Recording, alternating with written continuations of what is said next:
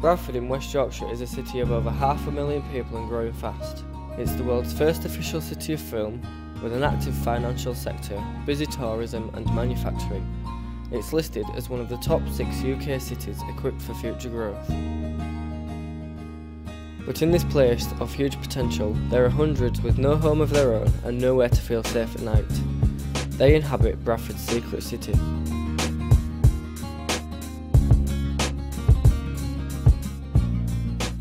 The Bradford public have a clear idea of how to recognise a homeless person.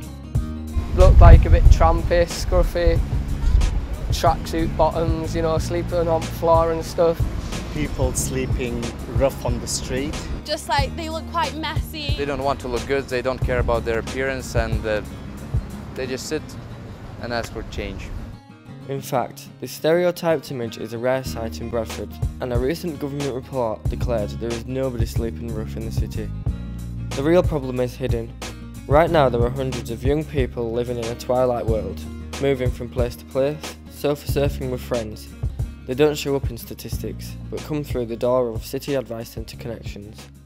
We get approximately 3-4 young people a week coming into the connection centre saying that they're homeless or potentially homeless within the next 2 or 3 weeks. There's several different reasons, and that could be family breakdown, it could be the families moving to different areas of the country and the young person not wanting to go there.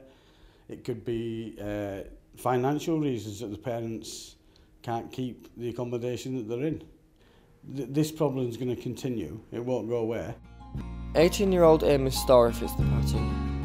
Family life fell apart for her and her brothers after the death of their stepdad. Amy and her mother argued constantly, and things finally came to a head. From like about a year and a half ago, she kicked me out and I had to find somewhere else to live. I never felt like I had a home. To me, a home is where you've got a family, it's where you've got people who you can turn to when you need them. I never felt like I had that. I felt like it were a house, somewhere I could go if I needed.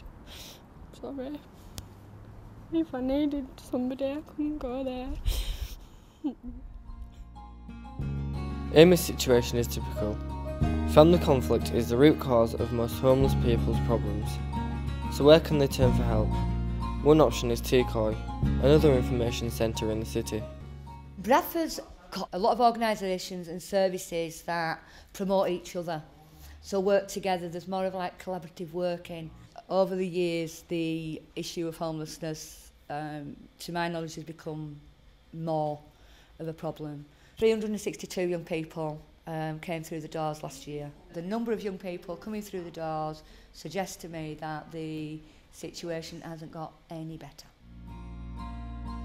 Among Foyer's allies in the fight against homelessness is the Foyer Federation, a national organisation working in 130 communities across the UK.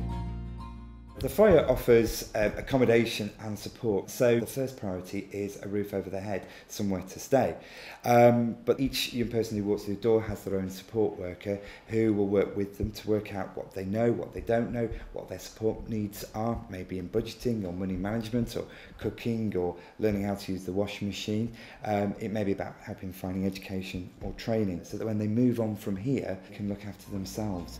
The Foyer is offering hope to Amy. She's got a room of her own and the company of over 50 other young people in the same boat. She pays rent for her room, use of a kitchen and bathroom, and she'll get help and support to remake her life. It's less stressful than living with my mum. There's no arguments to put with. Mine and my mum's relationship's getting a hell of a lot better. I feel more safe now, I feel a lot better in myself, I feel more clean, a lot healthier because I've got somewhere I can sleep, somewhere I can eat, somewhere I can get showered and changed. It does put a smile on your face having people around you that you can talk to and having the support there. It's a lot better than being here, there and everywhere really.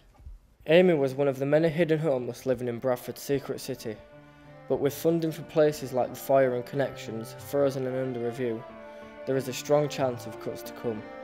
I think it's people from up there that need to do more to address the issue. It's not going to stop. I don't think it'll ever stop. But what the government or other people need to be doing is looking how they can support the young people who have found themselves in this situation. It's very much below the surface, but unfortunately it's a bigger issue than many people realise.